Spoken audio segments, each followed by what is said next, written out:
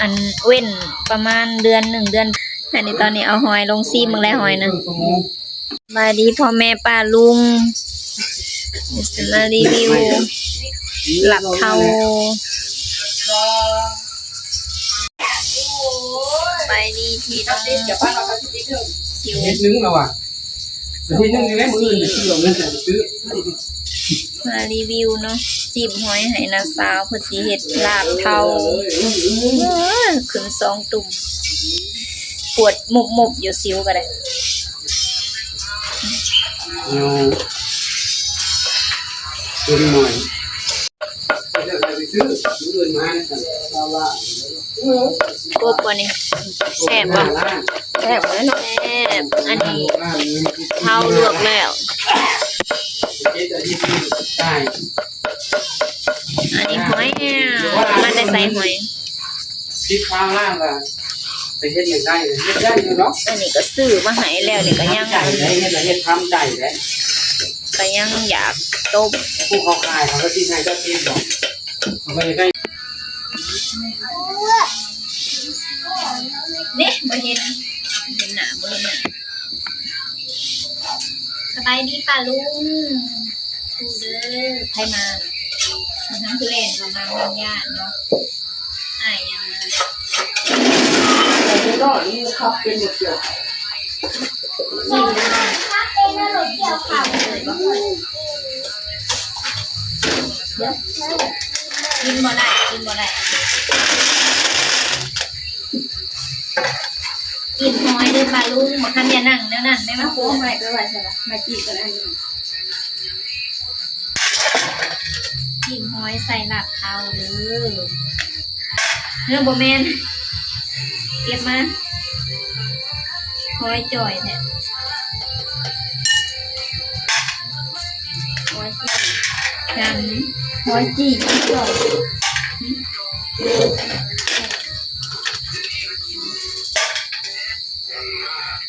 ต้มนะแม่เด็กอ่อยๆน้ำมันจะลงกันแหละ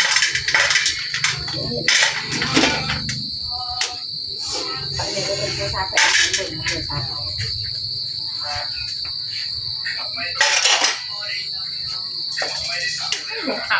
ไม่กินแขวบ่มีเป็นนั่งเลยหนักกัน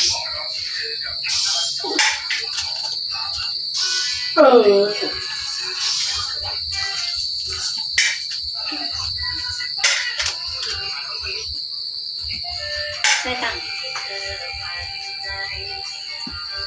สี่ไปเลยเจ้าไว้กี่โมงอ่ะทำกินขนมน่ะได้ใส่ขนมบางทำกินแล้วแซ่บมันอยู่เดียวมันกินเมื่อไรนะกินเมื่อไรไวปันลิงอย่าเฮ็ดลูกอย่าเฮ็ด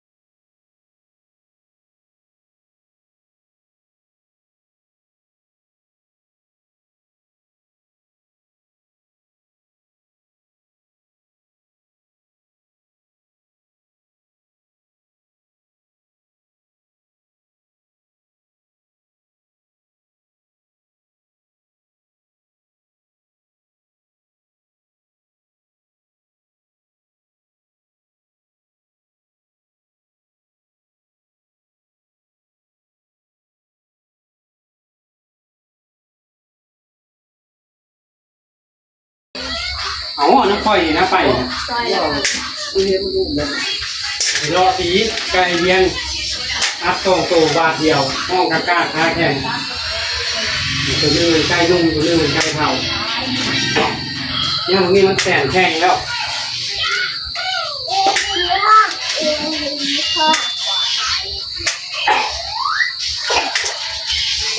ไก่แจ่มตัวใหญ่ๆมันตีเฉยเนี่ยโยกเย่งกันด้วยตัวนั้นนะ2 โล 6 ชื่อโทรศัพท์โทรศัพท์คือมันเสียงดังใช่ไหม น้ำมาเสียงลงเลยแม่ เสียนะน้ำบ่เป็นบักหำ โอ้ยโทรศัพท์มาว่าผมยินเสียง มาลงแน่ครับคน เครื่องบวกกัน โอ้ย มึงก็หูตึงด้วยกันแน่ มันจนเบิดเสียงมันนะ เดี๋ยวสายเสียงของผมที่พูดเป็นเสียงของ โอ้ย น้ำใส่ไล่ป้ายสี บ่แม่นสิว่า โอ้ย มีขูดคลิปเสียงนะตัวสมออยู่นะบ่ได้มี ผมบอกที่อยู่ในของเราเรื่องป้า หลับเท่าเลยเด้อบัดนี้เด้อ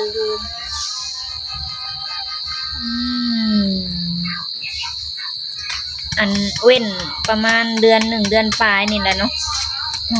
ตะเก่ากับบามือกระโพอันนี้ก็จากมืออีกได้วนี่สิเปิ้นสิกินอีกนี่เนาะ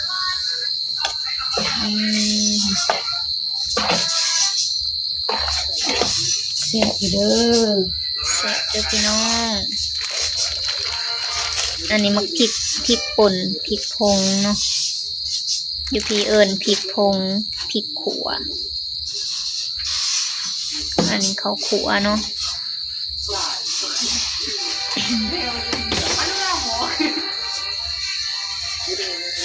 แซ่บหลายแซ่บหลายหอมหัวกับมือ เป็นใส่เรียร้อนเขาขัวนะกระเพาะนี่ พอดีอยู่ ตา แล้ ม ว หาดู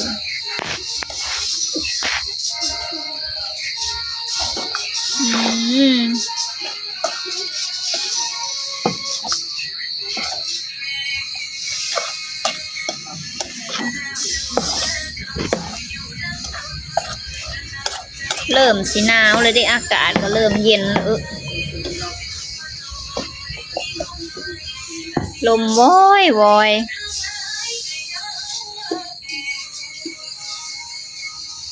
แม่ครัวของเราเอง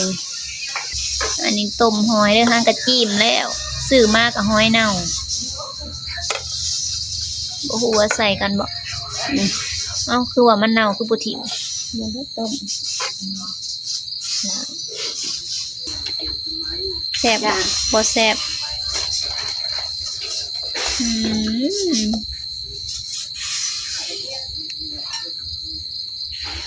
ชิมดู เจ้าหลอกลวงหอย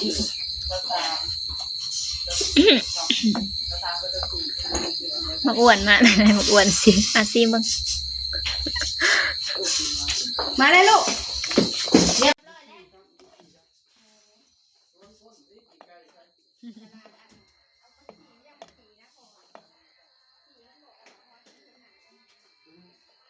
มันมีอารมณ์ร่วมกับไฟ คือปังงามบ่เปิดกล่องเอาอันนี้ตอนนี้เอาหอยลงซีมึงแล้วหอยนะ มึงมาเปิดจน ลงแล้ว โอเค